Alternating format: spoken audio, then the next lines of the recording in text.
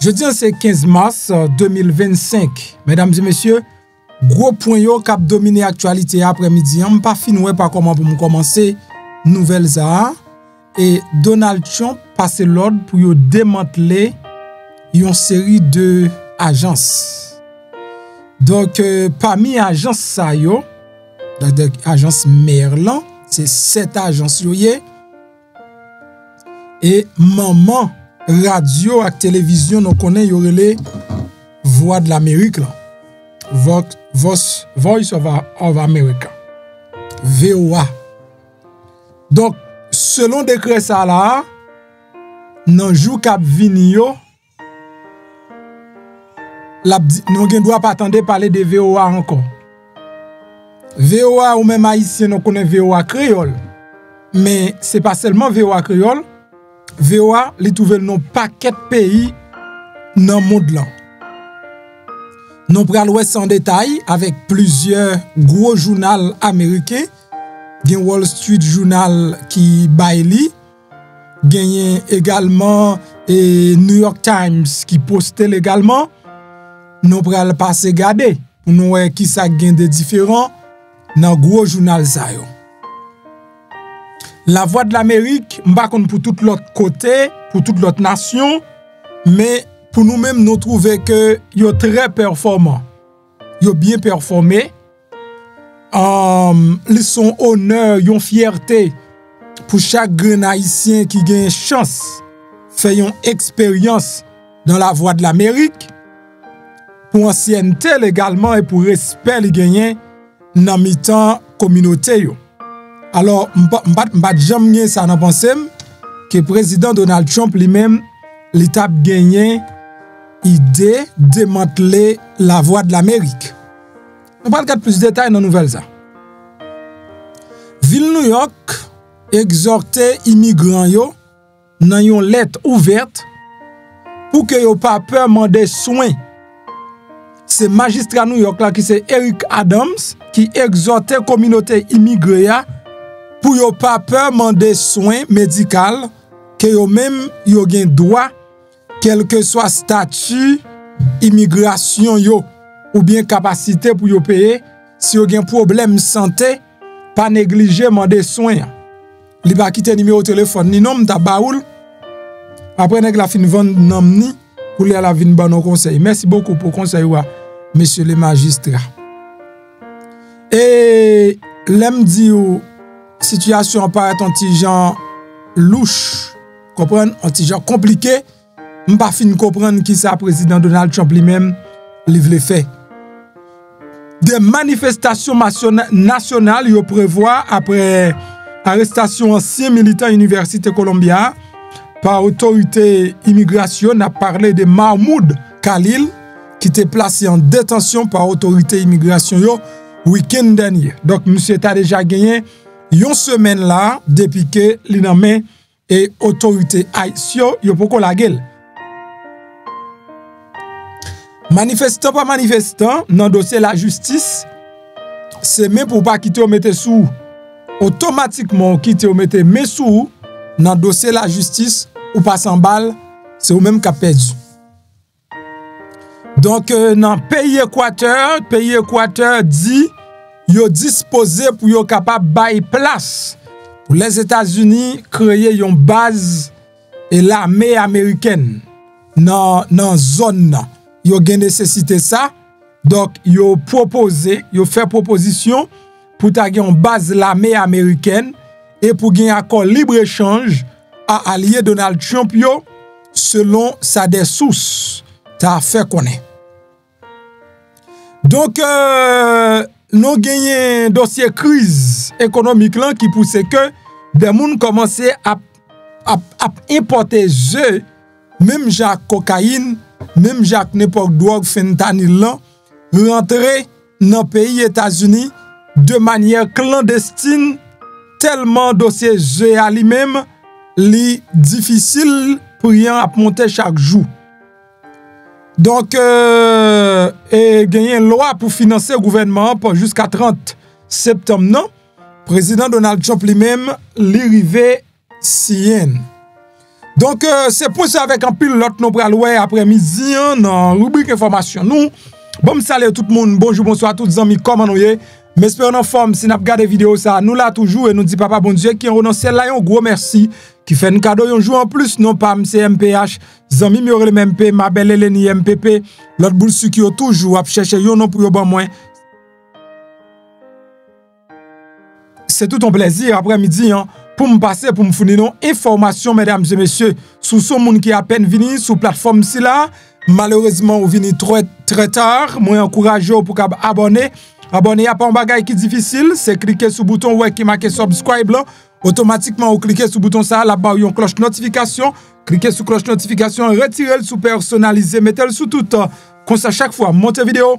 Ou avez une notification vidéo et puis pas jamais oublier la un like en bas vidéo ça ou regarder là mesdames et messieurs. Donc like là c'est façon pour encourager MPPP pour dire MP bon travail. Nous même ici nous pas un week-end, nous pas en vacances parce que pas jamais gon télévision radio qui ferme en week-end en vacances. Non respect que m'ba ou me dit mais si radio a pas fermé, américain a pas informé, télévision pas fermé, américain a informé pour qui ça haïtien yo même yo ka privé information. Donc n'a make sure tout temps papa bon Dieu bon nous morceau la vie pour nous kembe ou informer, même encourager ou même tout pour encourager travail là, c'est supporter travail là tout gens, voyer travail là tout côté mesdames et messieurs. Nous allons rentrer dans détail information yo jodi là et nous connaît gros actualité en cap boui sous dos Haïti. Gagné un pile commentaire sous dossier Haïti qui sous liste pour que non fait qui sous liste jaune orange liste orange là OK Haïti sous liste orange et président Donald Trump ça veut dire non titan encore malheureusement non titan encore nous gain doit gain pile difficulté moun qui pas américain et qui toujours gain désir qui toujours gagne envie pour ta rentrer Américain, li capable très compliqué. Et gen des moun tou c'est ça te vle parce que yo vraiment parlé ça qu'Américain a mal pour yo même Américain son l'enfer, gen pile moun qui la tout et qui vexe Américain qui regrette yo te vinn Américain. Ça son bonne nouvelle pour moun sa yo pral la kay yo. Donc c'est son bonne nouvelle pour un pile l'autre moun. OK, son bonne nouvelle pour yo parce que yo pral la kay yo. Gen jon non pays et puis ou parler pays a mal. Donc ça ba preuve et à clair que ou même ou pas te remen pays ou pas te remen ni. Donc moun qui pas te remen yo alors bon Dieu fait que nous content. Mais moun qui te remen yo, une série de nouvelles qui paraissent qui est un petit peu très difficile.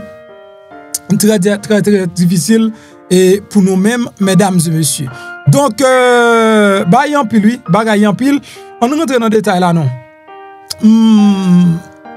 Pas trop fanatique radio ancien yo. Pour qu'on y a pas attendre tellement. Vous comprenez, le temps évolue, mais gagner messieurs qui dans VOA Créole yo, ils font très bon travail. Et je pense que VOA Créole rend nous un pile service dans la communauté. Il y a une série d'événements, médias haïtiens pas accès avec eux. Ça m'a dit là très important. Il y a une série d'événements, médias haïtiens pas accès avec eux. Donc, pour connaître ce qui a passé dans l'événement, ça yo, nèg messieurs qui a travaillé dans VOA yo, c'est eux même qui qu'on a chercher. Comprendre? C'est eux même qui qu'on a chercher information pour communauté. Ça fait m'dou gen bagay qui est important. Et gen bagay c'est dans VOA wap konel. Gen bagay c'est dans VOA konel, VOA ka fort konel. Deuxième raison, gon série d'événements c'est li couvrir yo et li gen moyen nan mel pour couvrir yo. Donc médias privés yo pas gen gros moyen ça yo pour ta couvrir yo. Gen des investigations qu'a fait, gen des interviews pour al fait dans tout coin, médias privés a pas gen trop moyen nan mel. Donc gen m'kapdou c'est quand même son branche Haïti qui dans l'état américain. nouvelle ça li vraiment choqué. M'te connais, m'connais Elon Musk te font post sous ça. Elon Musk te font post sous ça et sous Twitter, donc sous X pour nous dire sous X, monsieur te dit a fait VOA et ensemble avec which radio qui c'est Free Radio, une chose comme ça. Et bien, il te dit bagay sa yo moun pa tande yo encore, c'est yo même qui tande tête yo. Puisque c'est eux même qui tendent tête yo, moun pas consommer encore, son l'argent li wè ap gaspillé. Donc pas de raison pour yo te quitter. VOA li même li ouvri. Alors tout ça monsieur ça a dit pas prendre pour jouet parce que depuis elle dit li écrit le rapide sous petit papier et puis cool joine Donald Trump li dit mais ça n'a pas coupé. Faut me dire que ça a coupé ce bagay yo pas intérêt personnel là-dedans. Depuis yo pas intérêt personnel dans bagay là, carrément yo dit yo même y a coupé. Et mais je dis c'est coup VOA créole et VOA, donc nous pas dit VOA créole, nous dit VOA parce que nous-mêmes on connaît ce titre là nous prend. Décret Donald Trump qui visait démanteler Voix de l'Amérique avec l'autre programme. Décision président Bayabi Woan, yon semaine pour le conformer dans le cadre effort pour le capable réduire taille gouvernement. Président Donald Trump lui passe l'ordre et pour démanteler 7 bureaux gouvernementaux. Lui passe l'ordre pour démanteler, éliminer 7 bureaux gouvernementaux. Et une nan bureau yo, c'est Voice of America. Et yon l'autre qui consacré à résolution problème moun qui sans abri. Dans cadre mission la continuer pour le cabre du taille gouvernement fédéral. Décret présidentiel là publié hier vendredi soir qui risque de mettre à l'épreuve limite pouvoir présidentiel. Congrès a gagné pour créer la plupart de petites postes par voie législative. Décret a ordonné la suppression dans toute la mesure permise par la loi applicable. Agence américaine pour médias mondial USAIM, maison mère de Voice of America et Radio Free Europe, Radio Liberty, yo fait partie des organismes que décret a visé pour supprimer. Organisation ça a été créée pour promouvoir les valeurs démocratiques pendant y a diffuser des informations dans des pays côté liberté de la presse li menacée, notamment en Afghanistan, en Iran, Pakistan, Russie, en Ukraine. Ils ont employé des milliers de journalistes. C'est-à-dire fermer réseau Voice of America. Pour nous-mêmes, nous n'avons pas trop de difficultés parce que nous avons liberté de la presse. Donc, nous ne pouvons pas parler dans le pays nous. Mais dans des autres pays, c'est seulement radio ça a autorisation pour y passer. Donald Trump choisit Kari Lake comme principal conseillère pour l'agence là. Ancienne journaliste Arizona, Kari Lake lui présentait sans succès dans l'élection gouverneur et sénateur qui adoptait style audacieux de Donald Trump, qui critiquait constamment médias qui couvrit campagne et qui te couvrit campagne. Samedi, Kari Lake a publié un lien vers le décret sur les réseaux sociaux.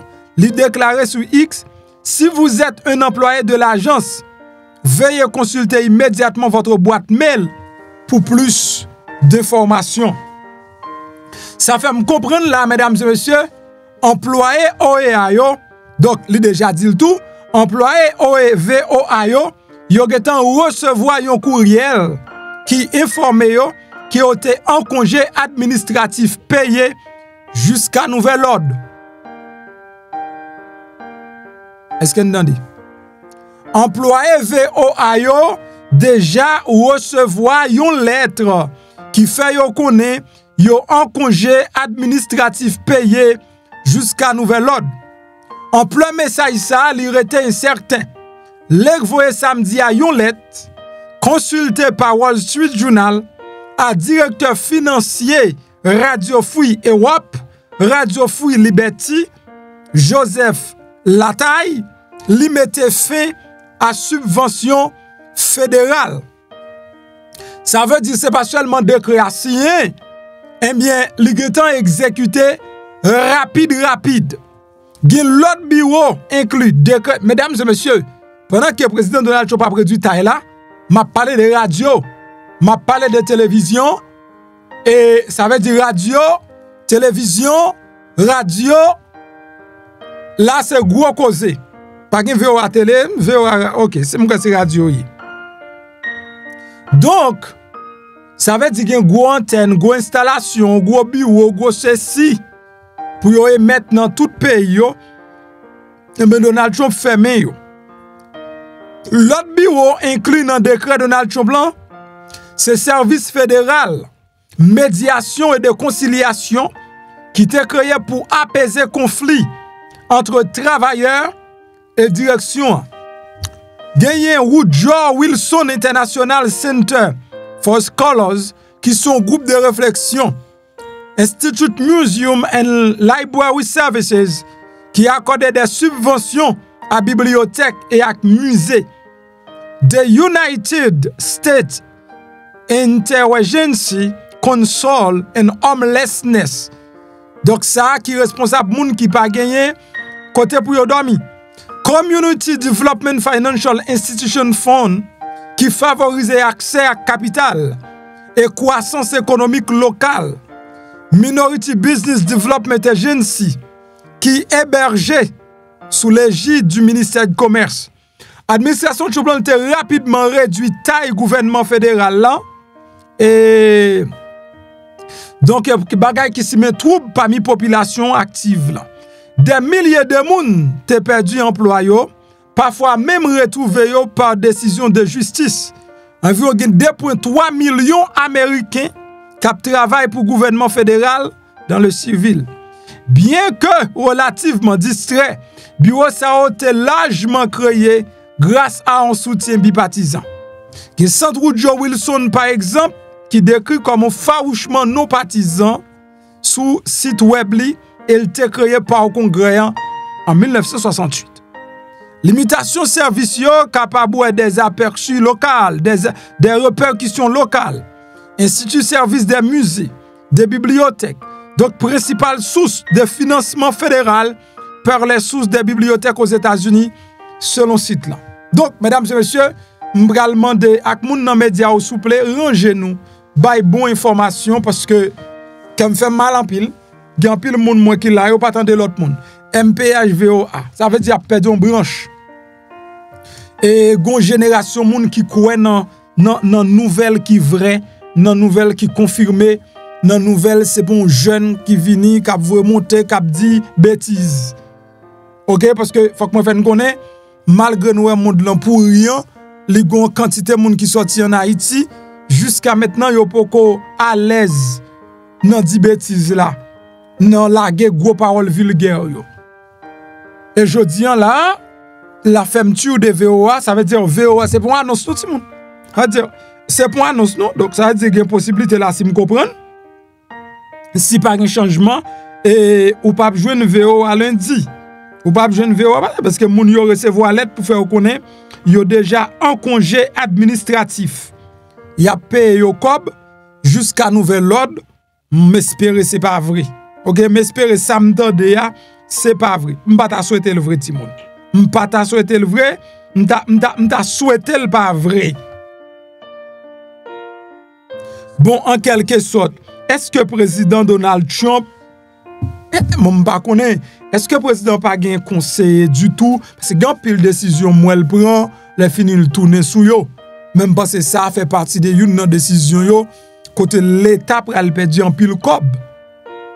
Et Kembe, c'est ça m't'a dit non grande puissance là, n'a perdu, nous perdu grande puissance là. Donc sous pas gen pouvoir communication ou pas gen pouvoir ça son gros bagage ou perdu. Parce que radio c'est radio l'état gouvernement américain. Eh bien, c'est quand même une grosse source une grosse source d'information et qui joue un rôle de service de renseignement également pour l'État américain. Qui cause que l'État américain gon bagay, gon côté le ka confié, li pral pour information, ka passe dans un pays quelconque, un pays et qui a un problème avec elle. Et ça fait nous faire pile pète. Donc m'a quitter ça sous contre l'autre monsieur yo même yo va parler plus de ça. Donc ça veut dire gouvernement li décide tout bon, mesdames et messieurs, camper VOA. L'homme pas kon si monsieur VOA créole yo même yo getan recevoir lettre là parce que moi OK, m'espérer yo poko jouni parce que moi yo gen plusieurs postes yo fait là. OK, moi yo gen plusieurs postes yo fait jodi ya. Donc t'assemblée donc OK, t'assemblée c'est pas bagay. Donc nous avons une nouvelle qui est très intéressant également. Autorité Miami arrêté un haïtien qui préparait taxe dans Broward et puis accusé pour fraude. Là, on te vle vini avec dossier ça. Oui, c'est important. Donc autorité américaine yo arrivé mettre en bas code un certain Jimmy Desir. Jimmy Desir fait première apparition li dans bureau au tribunal fédéral dans Miami, Floride. Peut-être li soi-disant organiser un plan pour tromper service revenu interne ARS. L'elle te déposé faux déclaration taxe. Jimmy Desir gen 46 l'année, li sorti dans Miami, Floride, li joue arrestation sous base d'une accusation qui chargeait la 22 cas côté elle te aidé préparer faux déclaration taxe. Ak menti li même, li te présenté par ARS à travers business et préparation taxe liya. Et A1 plus Financial Services Incorporated qui était dans North Miami Beach, Floride. D'après accusation, pendant plusieurs années, Désir te intentionnellement mettait faux information sous déclaration taxe client liyo. Tant que faux crédit taxe sous gaz, faux crédit éducation, ak forme si, faux qui montrait pet business qui pas existé. Tout ça pour te augmenter remboursement client liyo et puis pour te capable charger au plus frais préparation taxe. Pet revenu ARS là estimé à plus passer 2 millions de dollars. Donc un procureur américain Hayden, tendez ça m'a dit là, c'est gros cause qu'a parlé. Donc un procureur américain Hayden Pio Ben pour district sud Floride là, avec agent spécial en chef Emmanuel Gomez dans bureau ARS Criminal Investigation dans Miami, te fait annonce là. ARS a mené enquête sous cas assistant procureur américain Jaime Jiménez à poursuivre dossier. Une accusation qui pas veut dire accusé à coupable. La justice considère toute accusation comme innocent jusqu'à ce que yo joigne yo coupable sans aucun doute raisonnable dans un tribunal. Tendez bien ça m'a dit là important. Bagay ça moins bouquet parler sous lit. Moi bouquet parler sous bagay ça. Moi pas kon non Jimmy Desir. Moi pas kon fil tax. Moi pas voyer moun nan fil tax non plus. Mais dans pays américain gen une équipe professionnelle nan fil tax. Bon me dit non bagay. Bon, sans pas faire personnalité, sans pas vous remonter. Comment on fait ça Saint-Domingue? Bon mettez quoi mon côté bagay ça mérite me croiser pied pour me parler pour me dire. Non, il mérite ça. Comment on fait ça Saint-Domingue? Premièrement, le mot taxe ou pas jamais connaît parce qu'on pas jamais payer dans vie ou du tout. Ça veut dire pratiquement pas aucune expérience avec taxe. Ou pas qu'on gagne 1 an dans payant, m'tande wa fil tax pour moun. Can I ask you this question? What do you understand about taxes? What do you know about this thing? Donc, mesdames et messieurs, tout le monde a fil tax. Ou t'as moun nan dou sous fil taxe, la faut faire 14 000. Sous fil taxe, la faut... Dis nous pas craser comme nous. On paquet moun ka pour le lembo, ka pour le toute qualité machine, moun to yo font milliards de dollars, yo fait 2 milliards. Pour occuper yo. ARS ba yo aller. Mais après 10, 15, 20 ans, parce que l'on fait $1 million, on va acheter caille, pas vrai? On va acheter caille, on va faire ceci, on va faire business, il a découvert ou. Il a découvert ou. Donc là, nous entendons comment monsieur a lui-même et yo accusé monsieur parce que la file faux taxe, la fourni faux document. Dis-nous ça. En plus, monter de cap du bon. Comment on fait éligible pour 14 000, 15 000 ou al jeune l'autre lidou donc ou même comme week-end li c'est 500 gain. L'autre là dit mettre vin jeune la faut faire $12,000. L'autre là dit vin jeune la faut faire $15,000. Qu'on ou prend cob qui sorti dans RS innocemment. Les créer bonne vieille reçu, bonne vieille fiche, bonne vieille ceci pour client, c'est-à-dire montrer client gain business faire faux papier, tromper vigilance ARS et puis il pense la bien passé. N'a pas en connaît. Eh bien, ça m'a pas capable partager là avec nous même si m'a pas dit nous, on t'a partagé là avec nous.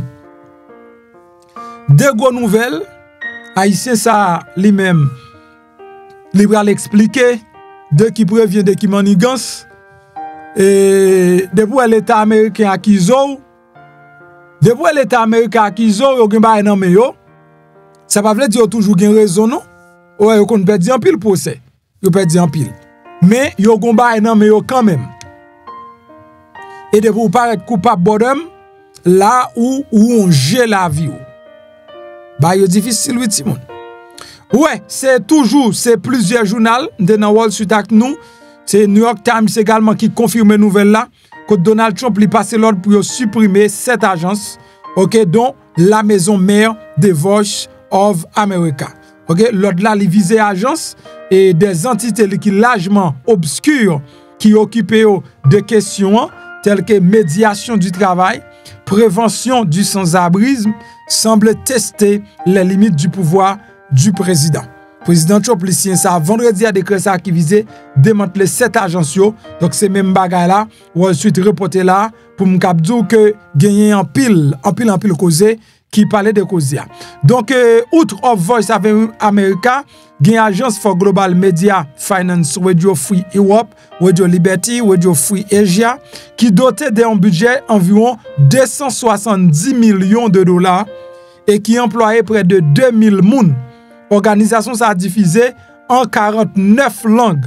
Audience lien hebdomadaire li estimé à plus de 361 millions habitants. Que là non côté Elon Musk a dit comme ça radio ça c'est seulement yo même qui tendait tête yo nous c'est menti.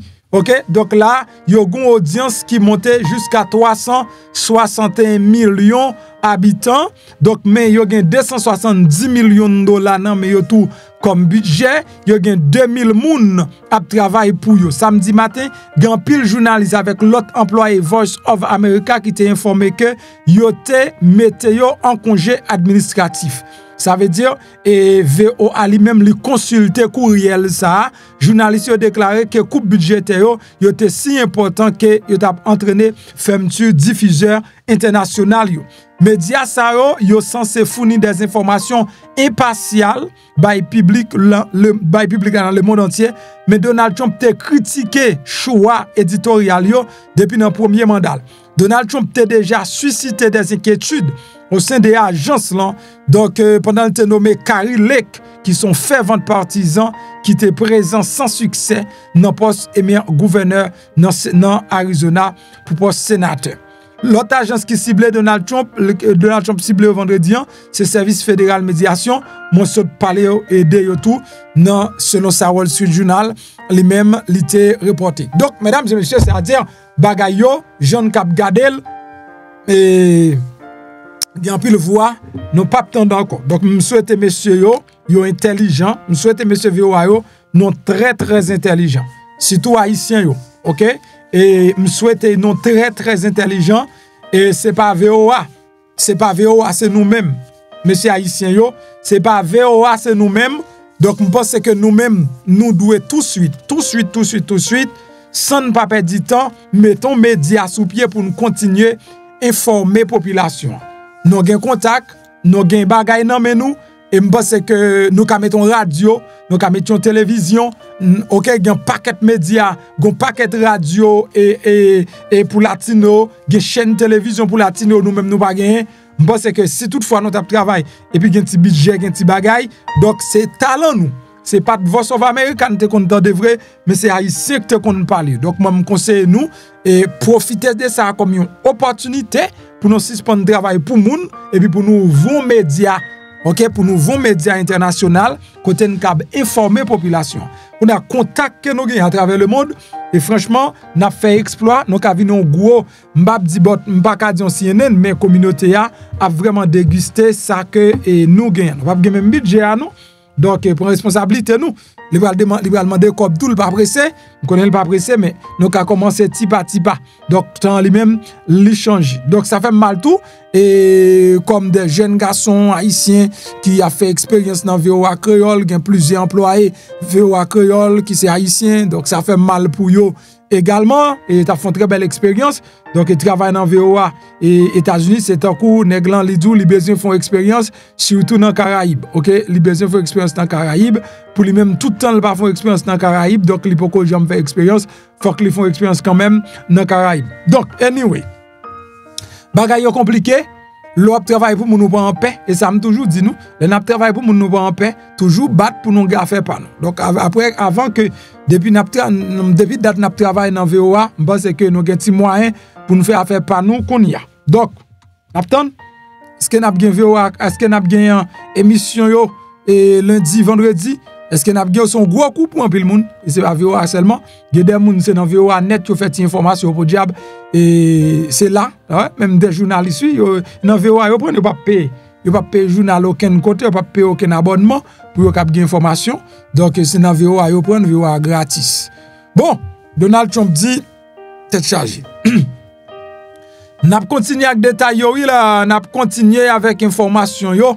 Nous avons ville New York qui exhortait donc n'a parlé des maires Eric Adams, monsieur exhorté communauté immigrée pour que nous pas peur pour demander soins médicaux que nous même nous gain droit ensemble avec yo, quel que soit statut immigration ou du moins même si nous gain moyen pour nous payer ou bien pour ne pas payer. Soins médicaux est très important et nous voulons que ou recevoir avant qu'on tombe malade et ou ta gagné une urgence. C'est ça monsieur a indiqué dans lettre li écrit. Et pendant que Donald Trump lui-même l'a intensifié effort pour le tenir promesse li pour le déporter moun qui immigré illégalement. Politique promesse campagne républicaine non effrayé et bien immigré yo le fait au peur. Donc yo pas à l'hôpital, il y a pile qui est là caillou, malade pas malade yo est là caillou parce que dit pas ba déporter yo. Le gen moun qui peut mourir tant déporter là. Non connait ça, gen nèg et les a déporter, li voye qu'on en bas dans machine non. Tellement gen moun qui gen Haïti remords. Ouais Haïti là, gen moun qui gen Haïti remords. Gen moun tant tout dans Haïti, il préfère mourir. Vieux bagay m'a dit là, bah sérieux. Gen moun expérience il fait dans pays al tout temps ta tourner, il t'a préféré mourir. Tant il t'a tourner. Tellement il fait vieille expérience. Est-ce que m'ka condamner, m'pa ka condamner parce que chaque monde fait expérience pas yo. Moi c'est maturité qui fait moi mes pays, mais c'est pas parce que pays me fait du bien, mais c'est parce que mon maturité me connaît, pas gen mon responsable chaque mois, pas gen mon responsable Tom et tout ça crive moi, ouais même les volets te kembe non et sur route nationale numéro 1, m'pose c'est pour bien, li ban mon témoignage, li ban mon maturité en plus. Mais et gen monde qui vraiment détesté ça qui a fait là dans pays là. Bon, et monsieur Eric Adams, me devait parler de lui. Mais c'est ça avant n'amni et puis qu'on y a la vin propose les remet immigrants. Monsieur van immigrant yo pour le parler dans prison. Eric Adams van immigrant yo pour le pas prendre code et puis qu'on y a mais Eric Adams a vinn ban nos conseil. La vinn ban nos conseil pour dire si il y a problème à l'hôpital.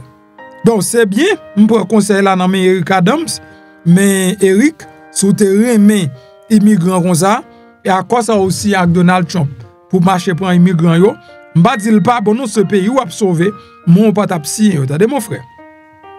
En tous les cas, m'pa bouquet du merci garçon. Donc nous gagnons eh bien manifestation nationale qui prévoit après arrestation ancien militant Université Columbia par autorité haïtienne. Mesdames et messieurs, des manifestations nationales yo prévoit week-end ça et d'après arrestation Mahmoud Khalil qui sont anciens étudiants dans Columbia University, monsieur ça yo fait connaître qui était organisé ou bien incité moun organisé en pile manifestation contre juif yo et pour Gaza qui mettait juif yo par en sécurité. Donc peuple nous doit connaître ça sur son moun qui fait vini et peuple juif là pas doit faire commentaire sur lui. Nous doit connaître ça oui. Peuple juif là en Amérique ou pas doit faire commentaire sur lui. Ou ka fait ti commentaire la caillou sous ta gon problème avec yo, mon pas ka faire sur réseaux sociaux. OK? Soit fait n'importe commentaire sur réseaux sociaux, même jour ou perdit pas joie. Peuple juif là. OK? Peuple juif là. N'importe commentaire négatif ou fait sous yo, mais yo. Peuple ça. N'importe commentaire négatif ou fait sous peuple ça. N'importe commentaire négatif ou fait sous peuple ça, même jour on perdit pas joie. C'est peuple béni. Moun a bon Dieu. Pas citer non yo mal. OK? En parlant de ça, si toutefois son monde qui branche pour la première fois et pour pas qu'on ait patience pour tant de belles surprises, m'gagne dans fin vidéo yo, eh bien m'encourage yo. Sous ta son monde de pour man l'argent le voler, tout ça man aller et ou gen guillon, ou gen joke. OK? On aurait le mauvaise chance. En beaucoup on aurait le Guillaume bon non. Donc yo di moun qui gen Jésus pas gen bail ça. Moi même malgré me gen Jésus fait plus que 15 ans Jésus dans la vie, c'est tant que l'argent même de gen gros problème avec. Alors mais et même Jésus a tout qui te poussé moins à chercher présence li pendant 42 jours dans jeûne. Après 42 jours ba yo pas marcher me pressé et puis même Saint-Esprit en te dit acheter l'huile de désenvoûtement. M'pas jamais gon moun qui kon bail ça avant. Nan aucun entourage même pas gon grand moun qui te kon bagay ça avant. Ni m'pas jamais tande l'aucun côté. C'est après 42 jours jeune homme vinn connaît gen l'huile de désenvoûtement. Ça m'ka dit c'est bon Dieu quand c'est ni et puis me commence à utiliser. Faut que moi dis depuis là, me commence à utiliser là, c'est-à-dire c'est ça le Seigneur t'attend pour te laver. Et puis porte là il ouvri. Ou ka utiliser dans business sous ta sens y a plagué pour devant, y a fait magie pour business ou dans de l'eau passer toile mouillé y a la gon 7 de gouttes là-dedans. Mauvais esprit y a pas ka camper. Et gen moun qui dit depuis lui la rentré la caille là, yo senti transformation depuis lui la rentré la caille yo. Et faut que moi di yo efficacité l'huile ça, moi même et m'pa gen mot, c'est chaque grand monde qui use li pour raison par là et puis vinn bay résultat. Gagner l'huile de désenvoûtement le marché ak sacré prospérité ya parce qu'on pas ka retirer un bagay qui pas bon et pour quitter terre en vide, faut activer prospérité avec l'huile de prospérité et fertilité pour faire grandir, pour multiplier et prospérité dans la vie. Donc c'est pour ça, toi l'huile ça là, si vous avez besoin yo, ou regarder dans vidéo, soit regarder dans la description vidéo gagne un link. Cliquez sur le link là, la maintenant sur website là, ou capable de faire order. Et pour finir faire order sur website là, nous joindre, nous classer order, donc il prend la caillou. OK? Nous faisons shipment chaque vendredi, mais à partir de vendredi prochain, nous avons en 2 semaines retard. OK? Nous avertis tout le monde qui a fait order semaine ça.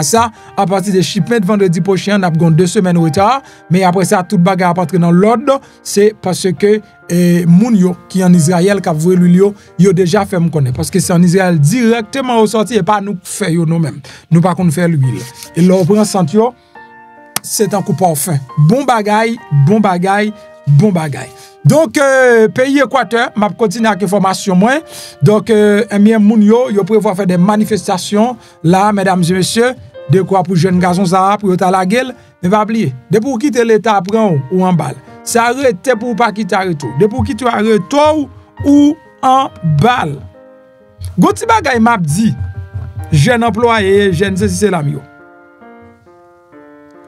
Pas fait, ouais, Américain, son pays en pile opportunité. Mais ce pays qui gagne tout système ni bien établi, la SEC. Ouais, la SEC. La SEC, c'est pour empêcher moun pauvre venir riche, ou comme ça. Et puis, li ouvre une série d'opportunités seulement pour moun riche. Et ouais, les que vous avez rentré dans SEC là, yo pas kon koto ou sorti, tout arrangement yo fait pour effondrer ou. C'est ça que fait. Système ça sou pas ka jouer avec l'on gens. La tout yo. Et soit grandi dans zone on va acheter caille plusieurs caille maintenant louer caille ici maintenant louer caille. Moi-même m'ra di on bagay. Nous qu'elle pense égaré mais garé les nous m'laguer comme dans île yo, m'laguer comme dans island yo, m'laguer comme non. Ou est-ce que besoin grandi papa? Priez que vous mettez en bas avant tout. Moi c'est chaud l'argent, n'est cap montrer pas que l'argent yo gain. Même s'il faut FBI prend note. OK, vous êtes dans Biden, vous venez dans frontière, vous montrer pile paquet l'argent, un paquet billets, ou acheter sur Amazon ou même des bon cob. Ou mettre tout dans problème pour grand merci, t'as des artistes. Des frères. En tout cas, papa zo, attendez, papa zo. Ou un moun qui gen cob yo ici. Yo pas postant non. Vraiment moun qui gen cob yo pas postant. Yo pas postant ou moi postant. Ou un qui gen cob yo. Yo atima yo sou yo et puis a posté bon Mac produit yo fait sorti. Yo rentré des millions. Mais on pas pour y a nan côté cob sur internet. Les hommes ont un problème. Les hommes admettent li ka penser gen cob. Li ka imaginer gen cob. Mais depuis les hommes ouais cob là gen problème. Yo m'a travail dur là, travail dur, m'pa chambre dormi, m'a travail dur. Et pour aller me ralentir mallette, dans ti mallette là pour un premier lot 100 000, 100 000, 200 000, 300 000, 400 000, 500 000. Nous avons problème longtemps, vous êtes déjà dans la porte là. Faites attention, donc faites silence, l'eau s'ouvre les grandis. Et pays Équateur propose une base militaire américaine et un accord de libre-échange à allié Donald Trump. Selon ça, autorité a fait connaître. C'est responsable équatorien qui fait connaître que allié président américain Donald Trump qui est intéressé pour accueillir une base militaire américaine dans le pays sud-américain. C'est ça deux sources. Eh bien, et des sources directement qui au courant de dossier a fait qu'on est responsable a également déclaré qu'ils ont été intéressés pour signer un accord de libre-échange avec les États-Unis, ce qui a échappé à la nation andine, même si la Colombie, les Pérou voisins, ils ont même des accords bilatéraux avec les États-Unis depuis plus que une décennie, selon ça, se déclaré. Donc, Équateur dit, il veut gagner tout. Mesdames et messieurs, dossier G a commencé pour l'autre dimension. Moun yo tellement besoin de G a qu'on y a, yo obligé à porter illégalement rentrer dans le pays États-Unis. Donc, yo commencé malgré tout en danger yo, moun yo porter poudre, gen boîte c'est boîte poudre yo mais le ministère de la santé dit yo pas d'accord parce que zé k'ap vini sans yo pas inspecter yo, zé ça yo capable bay moun maladie. Selon service douane protection frontière des États-Unis, les interceptions d'œufs ont augmenté de 36% à l'échelle nationale depuis le début de l'exercice de Donald Trump par rapport à l'année précédente. Donc, le long de certaines zones frontalières avec Texas, il a été augmenté de 54% selon sa bureau local CBP fait connaître. Donc, quantité de a saisi, donc bagala lui-même lui augmenté parce que prix de c'est monté, c'est grimpé, l'a grimpé, monté. Ces différences des prix qui Roger Mayer déclaré, porte-parole CBP dans El Paso, que Mounio, côté Mounio, yo rencontré 90 importateurs potentiels depuis mois janvier. Prix à environ le tiers, ok? Environ le tiers de salier dans le pays États-Unis. Donc, ces importations ont témoigné des efforts qui déployés par consommateurs pour lutter contre une qui n'a plus forte flambée de prix dans le pays à ces œufs. Une douzaine d'œufs de grande taille de catégorie A livrant en moyenne à 5,6 et 5,90 $. Donc, le mois dernier aux États-Unis, nous tout ça dans Walmart, ils ont un record contre 3 $ un an plus tôt. Je t'ai coûté 3 $, donc on est là, il est dans 5,90 $ selon données ministère travail. Sous quelques marchés et consommateurs, ils ont constaté des prix jusqu'à 10 $. Bon, la caille pas dit combien lié. Une épidémie de grippe aviaire donc qui commence également. Et d'abord c'est que dossier ZEA, les gains pour louer ensemble avec ça, fait attention les yeux rentrés, eux-mêmes, ils pas inspecté au cabane maladie. Président Donald Trump a signé une loi qui finançait le gouvernement jusqu'à fin septembre, qui mettait fin à une série de menaces fermetures partielles au gouvernement et mettait fin à une lutte dans le Congrès qui était profondément divisé démocratique. Donc, nous, comme démocrates, fait politique, alors bravo pour eux. Yo même, sous président Joe Biden, yo pas jamais cap joindre un accord continu. Yo pas jamais cap joindre un petit accord pour yo kembe gouvernement. C'est chaque jour dans des gouvernements menacés fermés. Eh bien, et à premier accord républicain au vinian, démocrate dans Sénat te gen pour te faire sentir yo là. Malheureusement, yo pas arrivé saisir opportunité ya. So yo bay passé. Donc m'bos c'est que c'est une opportunité en or. Yo gen doit pas jam joindre ça encore. Yo te jeune. Donc Donald Trump li signé donc c'est loi eh bien gouvernement pral gen l'argent dans mel et nan jou ça là yo et puis il pral tailler banda. En parlant de Donald Trump, monsieur était devant dans le ministère de justice, il t'a parlé avec la population. Bon quitte nous entendre deux trois bagages monsieur a dit. What a job you're doing. And it's a true honor to be with you today. This is a storied hall, if there ever was one. And based on the crowd, I think we broke the all-time record.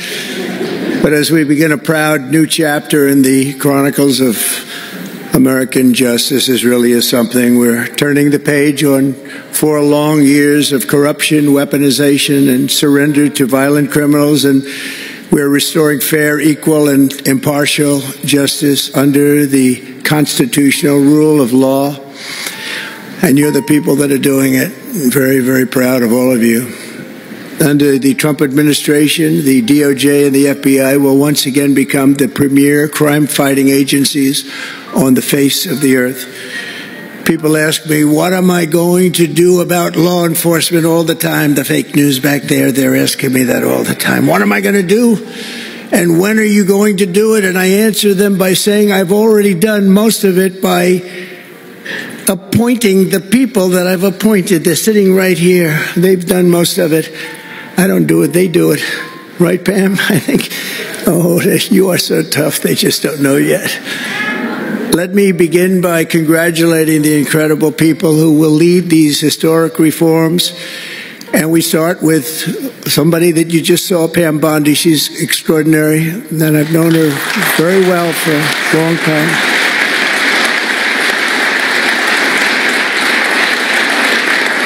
I watched her for a long time in Florida, for years in Florida, and highly experienced. She seems so young, but she's highly experienced, that I can tell you. She was a phenomenal attorney general in Florida, and she's going to do a really amazing job. Also, our new director of the FBI, Kash Patel. Kash, right.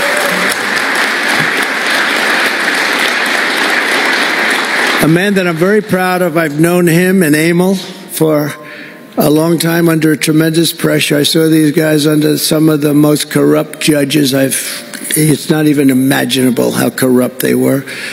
And these guys never wilted. They were not shy. They fought. They weren't afraid. And they were brilliant. Deputy Attorney General Todd Blanche and Principal Associate Deputy Attorney Emil Beauvais. And thank you both very much. They're great people. They're great people. The Chief of Staff, who's so highly respected, Chad Mizell. Thank you, Chad. Chad? Yeah. Thank you, Chad. our next administrator of the DEA, Terry Cole. Terry? Thank you, Terry. Good luck. It's going to be great. Senior counsel to the Assistant Attorney General for Civil Rights. Boy, I've been watching him on television last couple of weeks. He is really a tough one, and he's a great one. Leo Terrell, you watch how good he's going to be. He's going to be so good. Thank you, Leo. Great guy. Assistant Attorney General of the Antitrust Division, who's got an incredible reputation. She'll do very, very well. Gail Slater. Thank you, Gail. Good luck. Great job. Now, we're joined by many, many great friends and terrific friends, and I won't be able to, too many to name, but some that I just see very quickly. General Flynn, thank you for being here. Here's a man who went through hell, by the way, and he shouldn't have. He's a patriot. He went through hell. We're also pleased to be joined by Senator Chuck Grassley and House Majority Whip. Wait a sec. Hi, Chuck. House Majority Whip Tom Emmer. Tom, great job you're doing. Representative Guy Reschenthaler, one of the toughest names to say, but I got it perfectly, I think. And State Attorney General Ken Paxton, thank you very much. Thank you very much. Somebody who was with us early on, and she's really become a big star and very popular, Brenna Bird. Thank you, Brenna. Thank you very much. Steve Marshall, Alan Wilson, James Othermeyer, Chris Carr, Dave Sunday, Marty Jackley, as well as White House Deputy Chief of Staff, Stephen Miller. What a man Stephen is. Become a big star. Right, Emil? Steve Miller. Steve has been something very special. For generations, the Federal Department of Justice was one of America's most revered institutions. The men and women of the DOJ brought down the mafia, hunted down the killers, kingpins, and spies, tracked down terrorists and traitors, and tore down corrupt political machines all across America. This department commanded the respect and admiration of the entire world. And with Pam and Cash and all of the people I introduced and far more, big numbers, and all of you sitting back there, I recognize so many of you.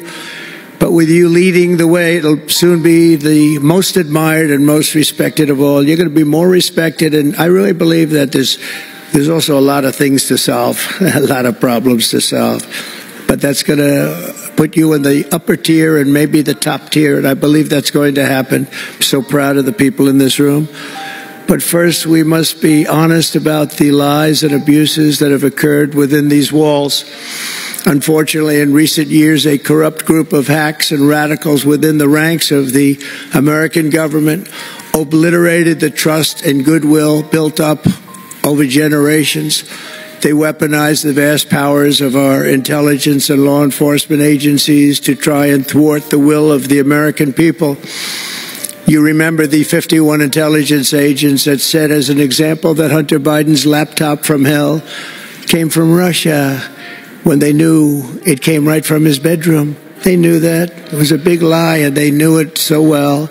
They spied on my campaign, launched one hoax and disinformation operation after another, broke the law on a colossal scale, persecuted my family, staff, and supporters, raided my home, Mar-a-Lago, and did everything within their power to prevent me from becoming the President of the United States.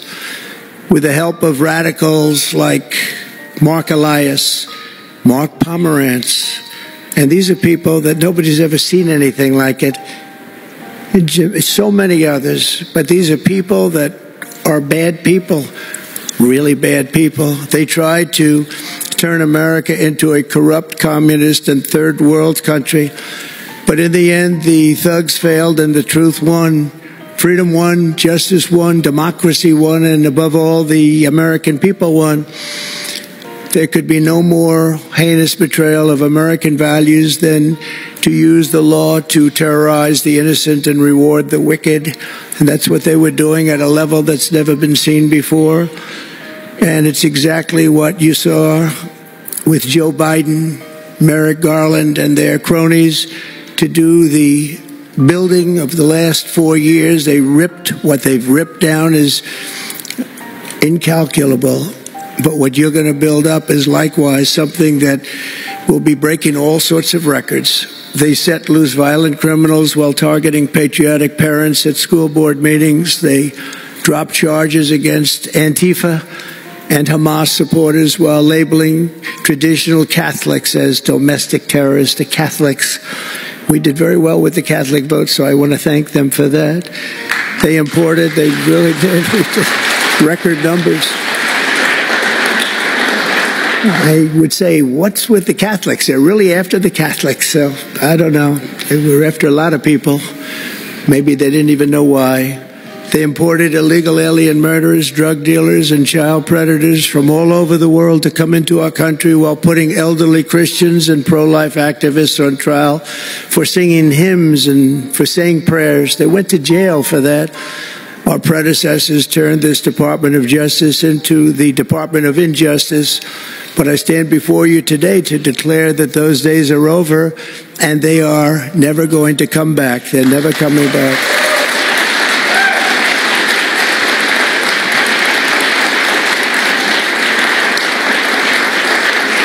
So now, as the chief law enforcement officer in our country, I will insist upon and demand full and complete accountability for the wrongs and abuses that have occurred.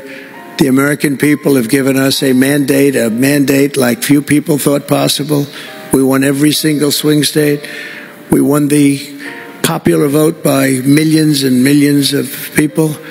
We won districts, 2,750.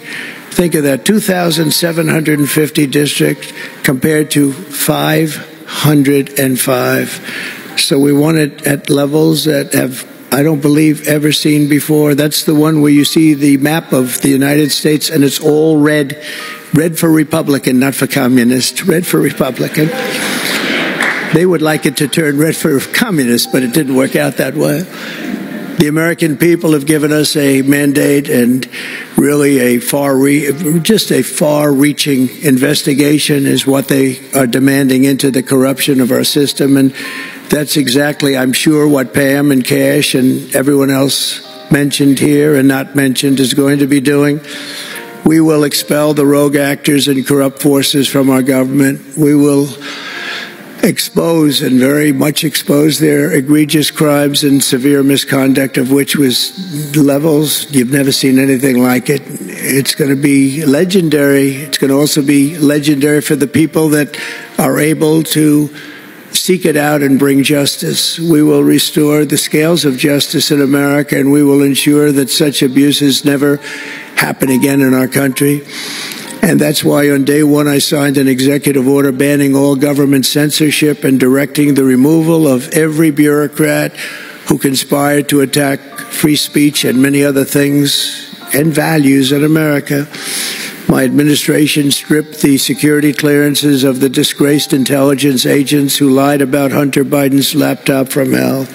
We revoked the clearances of deranged Jack Smith, Alvin Bragg, Letitia James, and the crooked law firms that aided their partisan persecutions. And I went through it. These are state and city courts, and the corruption is unbelievable. We also terminated the clearances of the Biden crime family and Joe Biden himself. He didn't deserve it. In fact, he was essentially found guilty, but they said he was incompetent, and therefore let's not find him guilty, I guess. Nobody knows what that ruling was, but I didn't want any part of it. I think I would have rather been found guilty than what they found with him. They said he didn't know what the hell he was doing, and therefore he's let him go. I said, you know, I'd rather be convicted, Pam, I think, than that. That was not good. I said, please convict me, don't say that. I pardoned hundreds of political prisoners who had been grossly mistreated. We removed the senior FBI officials who misdirected resources to send SWAT teams after grandmothers and J6 hostages. And it was a great honor for me to fire, I will tell you this, a great honor to fire James Comey.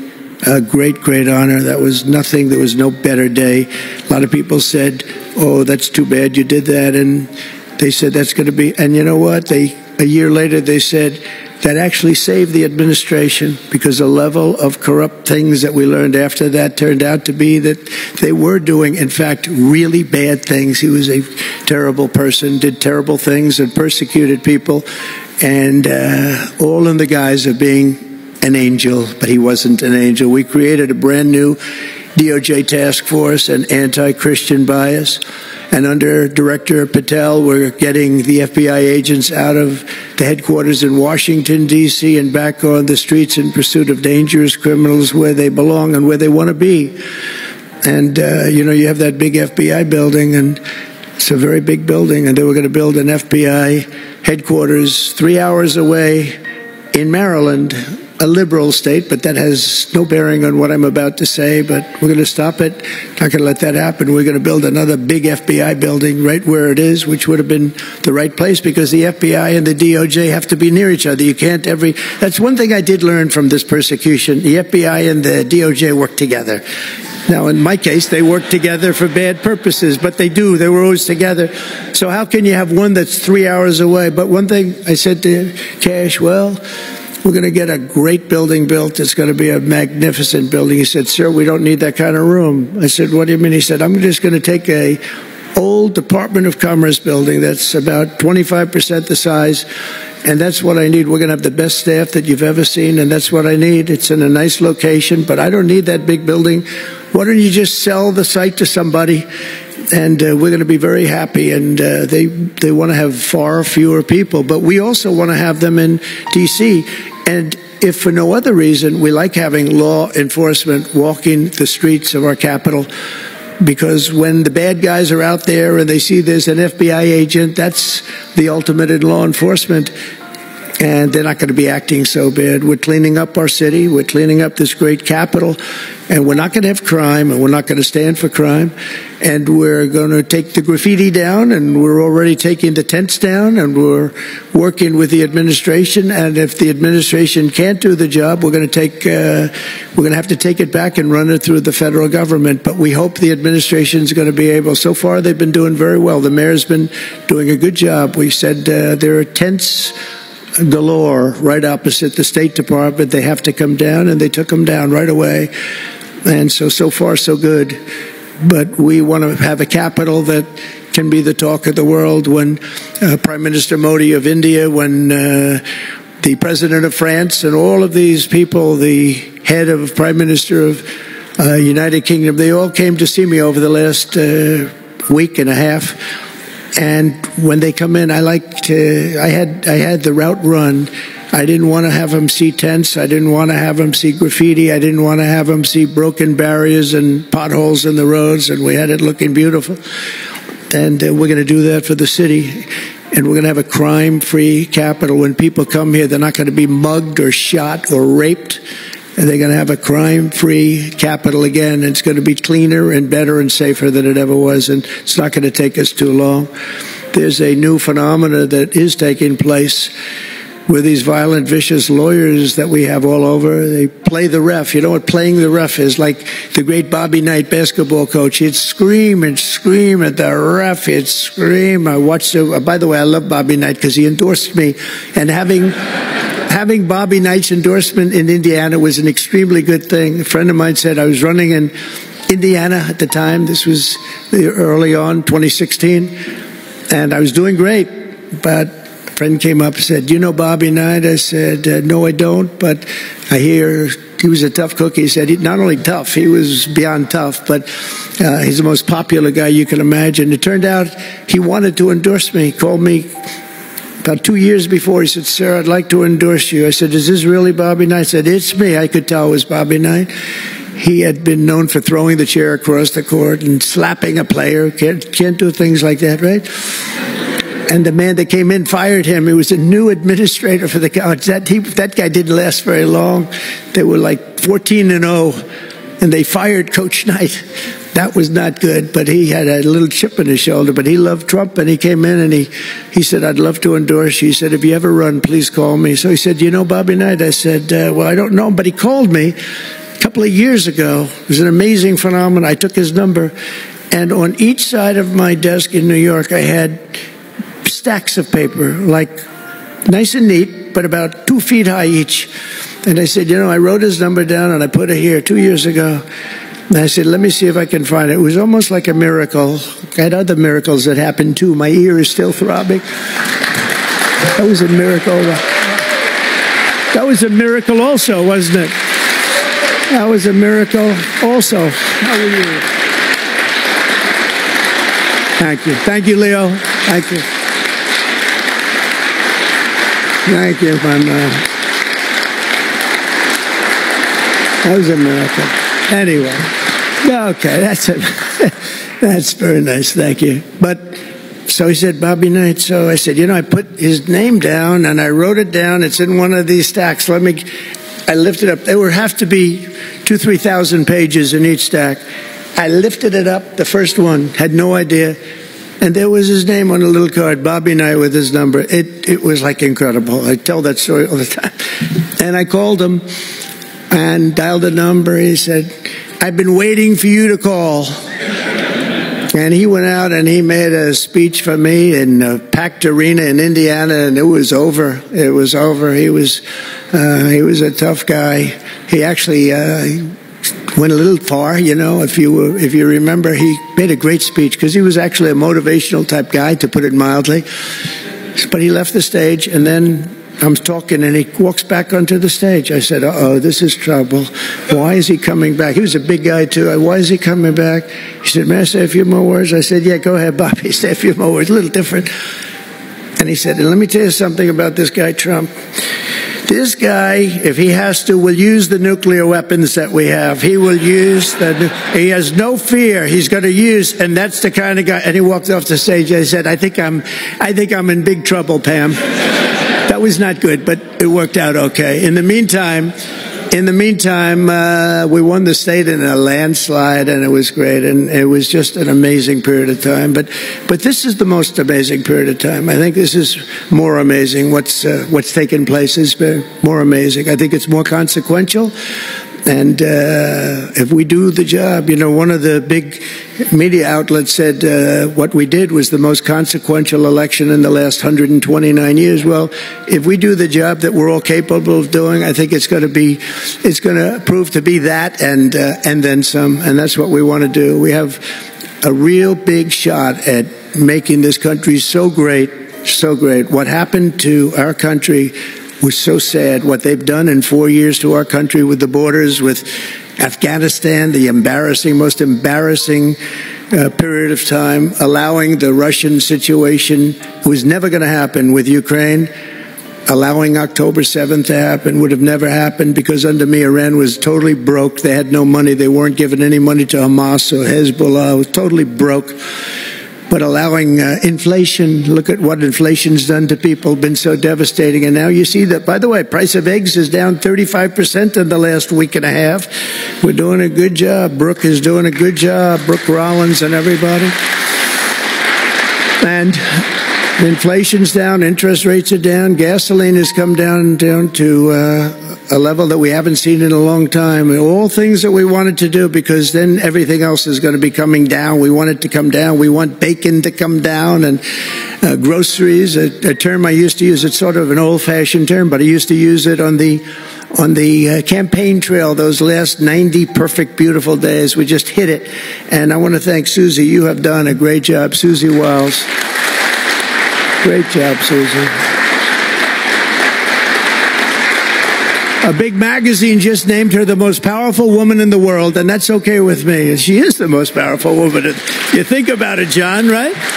The most powerful woman in the world, but she's great.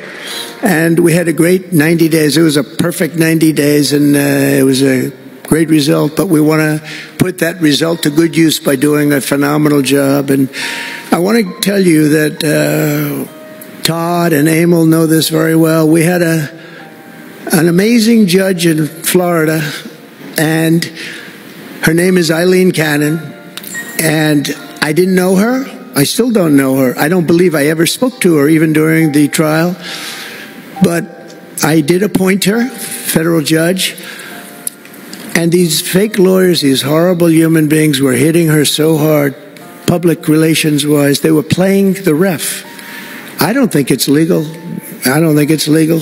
They might as well go out and just shout it in a courthouse. They were saying she was slow, she wasn't smart, she was totally biased, she loved Trump. I didn't know her other than I saw her the couple of days that I was in court, and I thought her decorum was amazing. Anything bad they could say, though, they were saying about her, it was whatever they could say bad about a human being, all made up, because actually she was brilliant. She moved quickly. She was the absolute model of what a judge should be, and she was strong and tough. And how do you get them to stop if you're a judge? How do you get them to stop with the playing the ref? Bobby Knight would play the ref. That's why I brought up the Bobby Knight story. He would play the ref. He'd scream at the ref. He'd scream so hard. Oh, boy, it was terrible, actually. And the people would come up, his assistant coaches would come up to players. Coach, don't do that. Don't do it. He said he's not going to change his tune, Coach. He called it. He's not changing. I don't care. And he's screaming. That's when he threw the chair. He starts going crazy. And he said, no, he's not going to change this time, but he's going to change for the next play. And sure as hell he did. You know, Bobby, by the way, had the last undefeated team in basketball. And relatively speaking, you know, he had that team. He always had a team. He never had that. Well, he had a couple of great players, obviously, with some top NBA players, but very few relatively. He had a team, but he won the national championship 3 times, but he had the last undefeated team in basketball. And he would play the ref, and he would scream at him. He knew exactly what he was doing. They're doing the same thing. He said, no, he's not going to change now, but he's going to change for the next one. That's what he wanted to do. He wanted to scare the hell. They wanted to scare the hell out of the judges, and they do it. And how do you stop it if you're a judge? Because you want to go home, you have a family, you have children, and the New York Times will write whatever these people say, and the Washington Post, and the Wall Street Journal, and MSDNC, and the fake news CNN, and ABC, and CBS, and NBC, and they'll write whatever they say. And what do you do to get rid of it? You convict Trump. All you have to do is be really tough on him and ultimately convict him, and they leave you alone. It's totally illegal what they do. I just hope you can all watch for it, but it's totally illegal. And it was so unfair what they were doing to her. But they do it all the time with judges. But in her case, she was very courageous, and it only made her angry. Wouldn't you say? It just made her angry. She didn't like it. A lot of them say, oh, please don't say that about me. My family, what's my husband going to say? What's my wife going to say, or my kids? Please don't say that. And it had absolutely no impact on her in the case against me, which was a case, I will not use a bad word. I promised my wife I would never use a bad word, so just a little bad. The case against me was bullshit. And she correctly dismissed it. She correctly. Look at Emil, he's looking. That's interesting. But these 2 guys were warriors. You got a warrior here. You got 2 warriors, I can tell you that. You got a whole bunch of them. But, and they wouldn't quit. They wouldn't take no for an answer. They just wouldn't quit. These 2 people right up here, and some others that are involved with it indirectly. And what the lawyers do is they're doing it to the Supreme Court justices, hoping that they'll be overcome by the horrible things they say about them. They say things about Supreme Court justices and judges that are just horrible. They're playing the ref. Remember the way they treated Justice Thomas and Justice Alito and Justice Kavanaugh, Justice Gorsuch. Chief Justice Roberts get treated unbelievably badly, and they're hoping that they can sway them to go along because, again, what do? They're humans. You know, like it would be wonderful if everybody was just a perfect computer machine. But they're not. They're humans. And they don't want to be accused of many, many things, including gross incompetence. They don't like it, and they don't want it. There's not much they can do about it. You know, they're in a position they can't really fight back really very well. And so what they do is sometimes they get weak, I would say a majority, maybe, of the times. That's why I'm so impressed with Judge Cannon in Florida, how strong she was, how she held up. It actually made her more resolute than anything I've seen. I mean, it was amazing because they were hitting her so hard. It was so sad to watch this. But it's sad what they do to other judges. It's very sad what they do to the Supreme Court. And a lot of the judges that I had, if you look at them, they take tremendous abuse in the New York Times and the Washington Post, all of the different networks. They take such abuse. And honestly, very simply, they're afraid of bad publicity. They don't want bad publicity. And it's truly interference, in my opinion, and it should be illegal, and it probably is illegal in some form. There's no difference than speaking to a judge or shouting to a judge or doing whatever you have to do in a courthouse. They're doing it behind the back. They're usually doing it anonymously. They're saying anonymously, off the record, the judge is no good, but everybody knows where it's coming from. And it's totally coordinated. It's a campaign, and it's by the same scum that you have been dealing with for years, like guys like Andrew Weissman, deranged Jack Smith. There's a guy named Norm Eisen. I don't even know what he looks like. His name is Norm Eisen of Crew. He's been after me for 9 years. Now, Crew is a charitable organization. And the reason I'm saying this, Todd, is I'm only going to get one chance to say this. But these are bad people. I don't know who he is. I don't know what he looks like. But everything I read is Norm Eisen of Crew. And Crew is a charitable organization. And that's a political thing. His sole life is to get Donald Trump. And he's been vicious and violent. And he's trying. And he probably had pretty good success over the years. But with me, how did he do? I think I'm president. Am I here because I'm president? But we had to take all of that abuse. Even during the trials, we had to take tremendous abuse. Like, you know, these wonderful guys, they're not legitimate people. They're horrible people. They're scum. And you have to know that. And you're going to have these cases where you can't allow yourselves to be deflected. You just can't let it happen. You have such a higher calling. And I believe that CNN and MSDNC, who literally write 97.6% bad about me, are political arms of the Democrat Party. And in my opinion, they're really corrupt and they're illegal. What they do is illegal. It makes no difference how big a victory I had. I can have the biggest victory in history. It makes no difference what kind of a failure the other side has. These people are going to go after me. And I said it during the other night, during the big speech on Tuesday night. I said about Democrats, and I don't like that. I have great respect, by the way, for what Schumer did today. He went out and he said that I'm going to have to vote with the Republicans because it's the right thing to do. I couldn't believe what I heard. But, you know, I think he's going to get some credit for it. I think, let's see what happens tonight with the big vote as it comes. But these networks and these newspapers are really no different than a highly paid political operative. And it has to stop. It has to be illegal. It's influencing judges, and it's really changing law, and it just cannot be legal. I don't believe it's legal. And they do it in total coordination with each other. And everything we do, we're restoring law, restoring order, and restoring public safety in America. That's what we want to do. And we're bringing honor and integrity and accountability back to the highest levels of the FBI, DOJ, and throughout our government. We're bringing our country back faster than anyone ever thought possible. We're working so hard at doing it, and we want fairness in the courts. The courts are a big factor. The elections, which were totally rigged, are a big factor. We have to have honest elections. We have to have borders, and we have to have courts and law that's fair. Well, we're not going to have a country. Crooked Joe Biden got us into a real mess with Russia and everything else he did, frankly, but he didn't know about it, and he, generally speaking, signed it with AutoPen. So how would he know? That AutoPen is a big deal. I don't know. You know, they're having, who's doing this? So when my people come up, Will and all of the people, Steve, they come up and, sir, this is an executive order. They explain it to me, and, you know, 90% of the time I sign it. 99% of the time I say do it. But they come up and I sign it.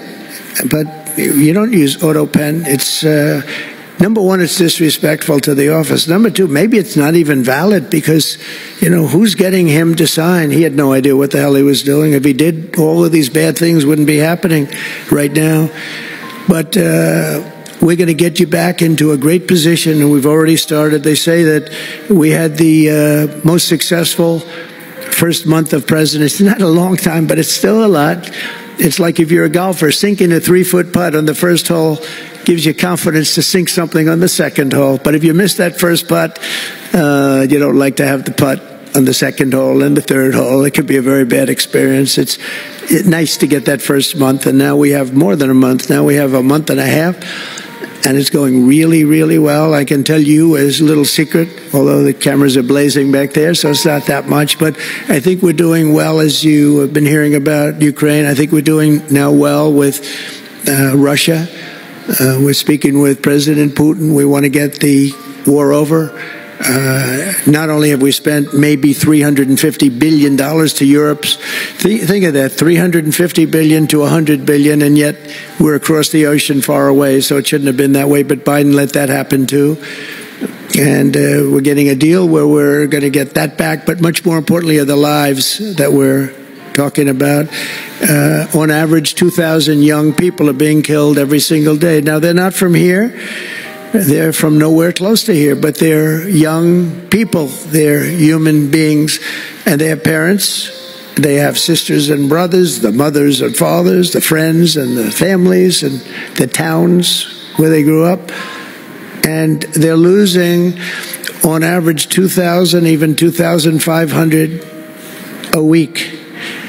And I want to get it stopped. And we've had some very good calls today with Russia and with Ukraine. They've agreed for a ceasefire if we can get it with Russia. And it's not easy. It's a tough one. But I think we're doing it. And as the Secretary General said yesterday of NATO, a terrific guy, he said without Trump, we wouldn't be talking about it. It would just go on for years, and millions more people, millions of people have been killed, but millions more people would be killed. And he said it was a great honor. Without me, it would just keep going on. We're looking for the ceasefire now with Russia, and we've had some very good talks about it. We've had some very good responses. And I can tell you that there was a case where there would have been no war if I were president, and it's just 100% would not have happened, would never have happened. I used to speak to President Putin a lot about it. I said, don't do it. Don't do it. I won't tell you what the consequence was. I won't tell you what he said. But if he believed even 5% of what I said, then he would say, I'm not going to do it. And I think he did.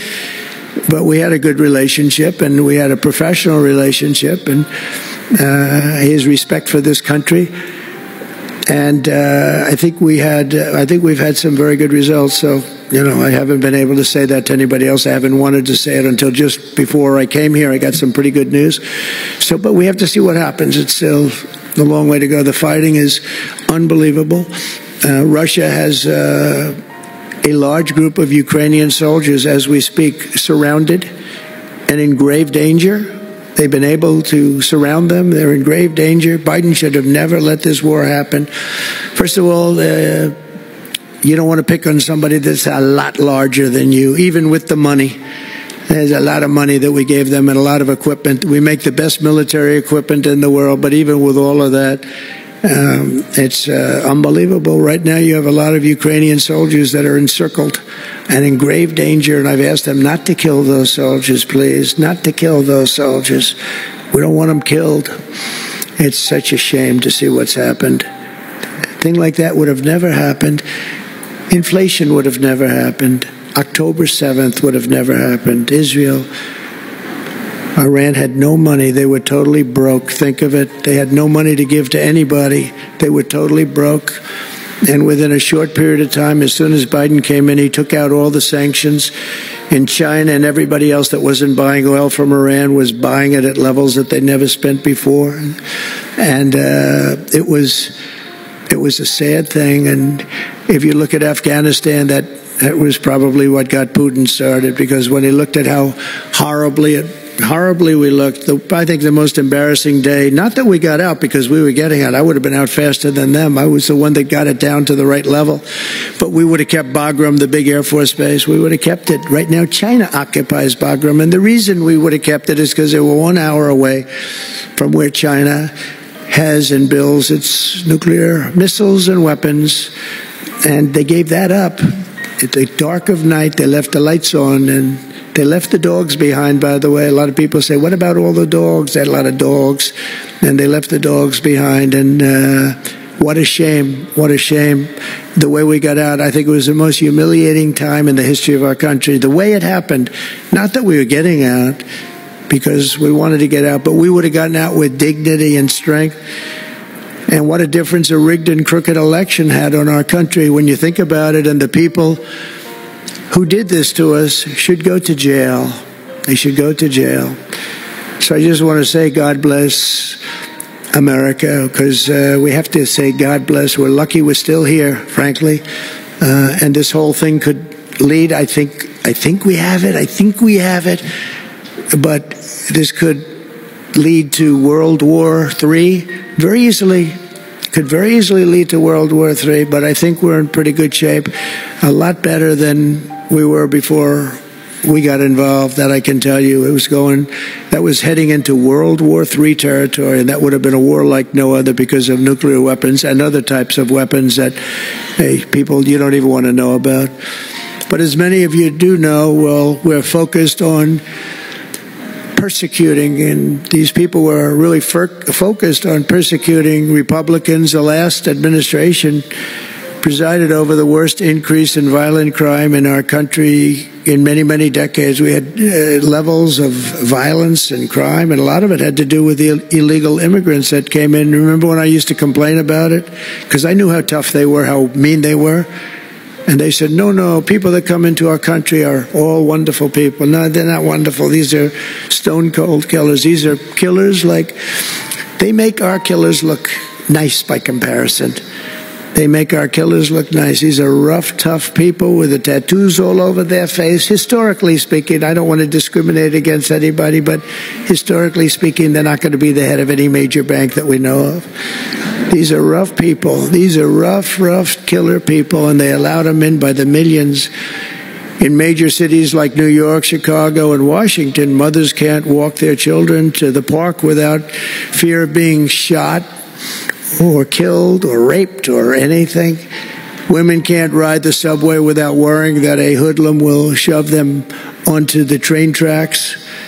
In New York, it's happened twice in the last couple of weeks. They're standing there, a perfect Wall Street gentleman in one case, and another person who was a worker, good worker, electrician, gets pushed into a train going 45 miles an hour just prior to the train, not stopping, going to go through that. So I know the stations very well. I used to take the subway. I used to feel safe. When I was young, my parents would drop me off at the subway. I'd take the subway to my school. Can you believe it? Today, they wouldn't be doing that. And we want to get a country back maybe where you can do that again, Pam. But it's so sad to see what's taking place. Under the Biden regime, average monthly homicides increased by 14%. Property crime rose tremendously. Violent crime went up at least 37% that they know of. Rape soared by 42%. Car thefts rose by 48%. And robberies surged to 63 to 100%. They don't even know what the number is. And I have no higher mission as President of the United States than to end this killing and stop this law-breaking and to making America safe again. And that's what you're all about in this room. We want to protect Americans, and we protect everybody that's in our country, American or not American. We want to have a safe and proud country. We're joined today by dozens of police officers, sheriffs and sheriff's deputies from all across the country. My message to these law enforcement heroes is simple. With me in the White House, you once again have a president who will always have your back, will always have your back.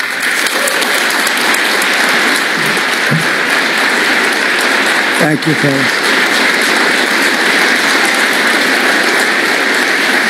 Thank you. That's a lot of good-looking people. I will tell you, I feel safe. I'm glad you're in the room. I feel even safer. It's a lot of great people. On day one, I signed an executive order directing Attorney General to ensure that anyone who murders a police officer immediately, with as fast a trial as we can have, gets the death penalty.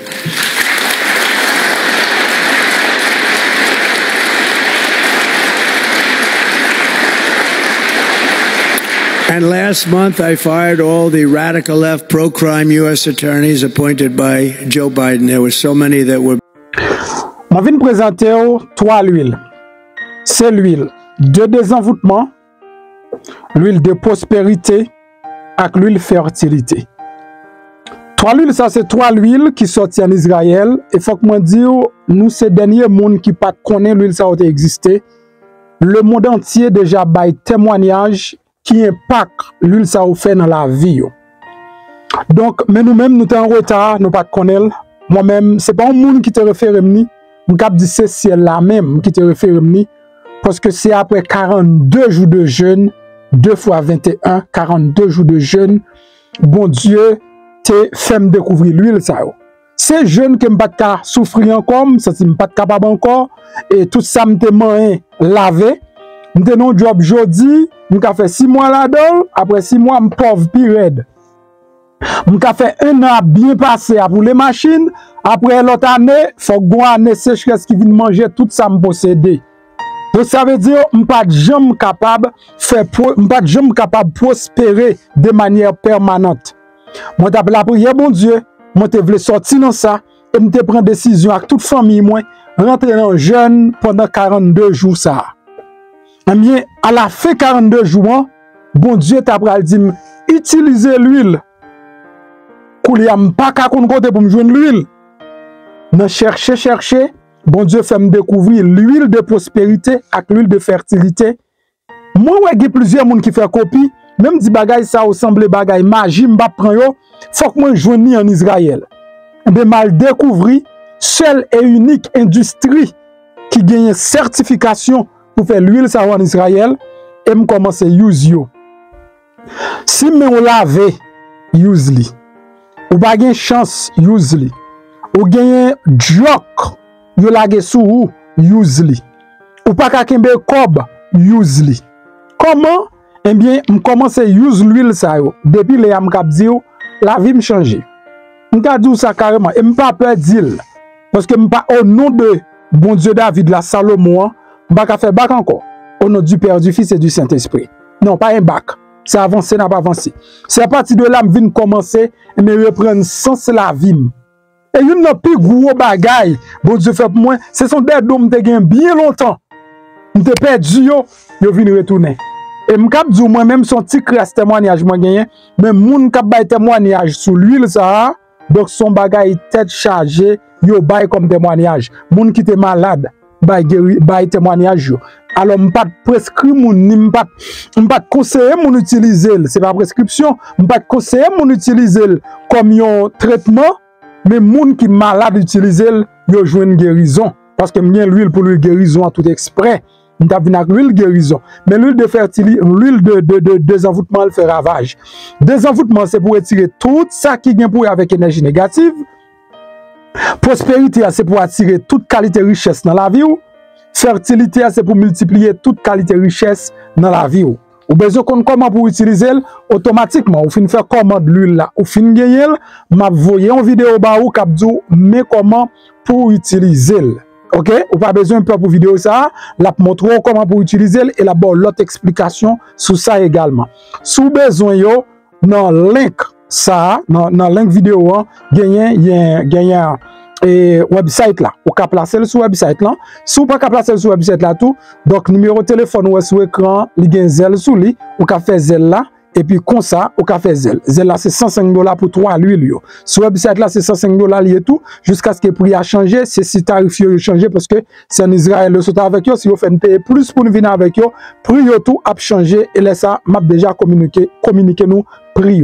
Donc, on peut placer commande sur le website là et on peut faire le sous Zelle. M'encourage à faire sur le website là tout parce que nous avons toute information yo et puis nous avons le baou la kao. Nous fait shipment yo chaque semaine. Sous fait semaine ça, ou ap joindre semaine prochaine. S'il vous plaît, même j'ai avec un pilote fanatique moi qui utilise l'offre utiliser tourner, vinn ba un témoignage ou ap encourager l'autre moun yo tout pour yo sortir dans gros fait noir spirituel qui nous y a.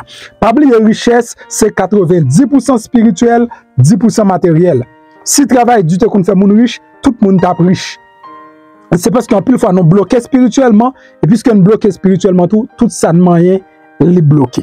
Moi maintenant en pile, m'a quitté dans côté un témoignage et puis n'a parlé pita. Bonjour MP, comment vous êtes tout bagay en forme pour moi mon a faut parler en pile pour l'huile là, il va vouloir acheter bon Dieu. Ouais hier mal travaillé. Mon petit clou qui levé dans pied gauche moi. Petit clou a fait pied enflé. Moi je dans travail, m'pa même arrêter travail, un petit clou a fait mal. La fait mal en pile et puis il fait pied mon gros. Chance moi c'est parce que dans pied gauche qui fait me conduire me vinn là quand moi. Le me venir me baigner après ça me style passer l'huile là sous pied. Et puis tout m'était juste parler avec bon Dieu, tout me passer l'huile là sous pied. Après ça me matin me lever. Puis à désenfler normalement deuxièmement il désenfler il va faire mal et c'est un petit clou on senti tout petit 18 et puis il gonflait tout pied en tout cas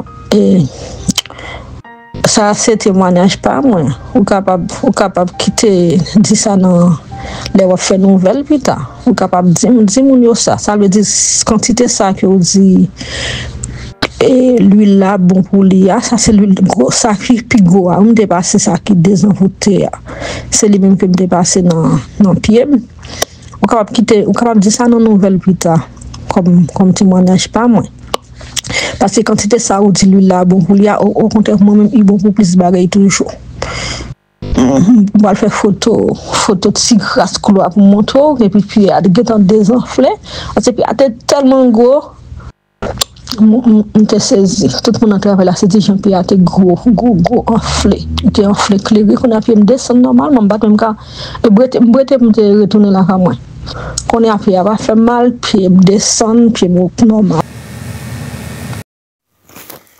Pendant que vous regardez la vidéo, regardez à droite, vous voyez un bouton qui est en noir qui marqué souscribirme. Ça c'est espagnol. Si c'est en anglais, tu as marqué subscribe. C'est en français, tu as marqué s'abonner. Cliquez sur le bouton ça. Là, on finit cliquer sur lui, ou après une petite cloche bon côté. Cliquez sur cette cloche là tout. Sur cette cloche là, ou après l'on abonner automatiquement le passe sous première option. Ou après flèche là sous deuxième option. Retirez flèche là sous deuxième option, mettez sur première option que c'est tout. Ça veut dire chaque fois que je monte une vidéo, ou joindre une notification. Et puis pas oublier, là, on like en bas vidéo ça.